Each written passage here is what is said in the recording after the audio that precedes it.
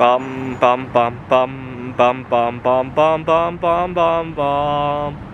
The Peter Dislike Show. Bum bum bum bum bum bum bum.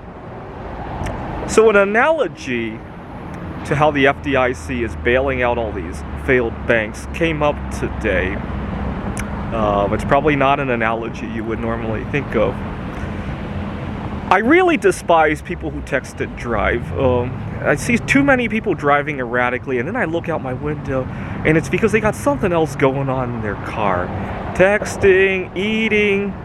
I think one time I saw somebody having sex in their car while driving, if you could believe that. And I was talking to my coworker about this. He comes from a different culture, and he thinks that texting and driving ought to be punishable by death. He comes from a culture where they execute people for all sorts of stuff we would never think about here in the United States. I think you have to commit a first-degree murder to get executed in the United States. And then a lot of states don't even have the death penalty anymore. But he thinks texting and driving ought to be punishable by death. But there's a big problem with that idea. Whether or not you believe in the death penalty, there's a big hole with that argument.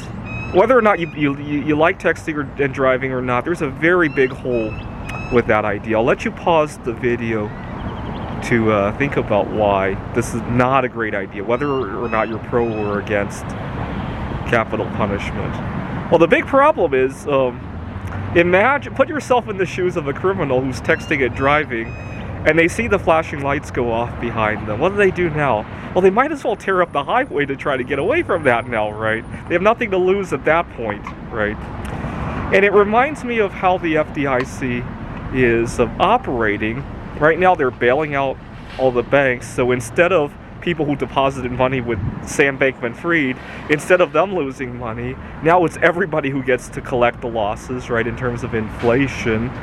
Now, if you're going to pay everybody's bill anyway, you might as well invest in the bank that gives you the highest return, right? Which means you might as well invest in the bank that's taking the most risk and getting the most interest rate out of it, right? It makes about as much sense as having capital punishment for texting and driving. It feels good, right? And to the politician who signs it, the result is going to be probably even more destruction, right?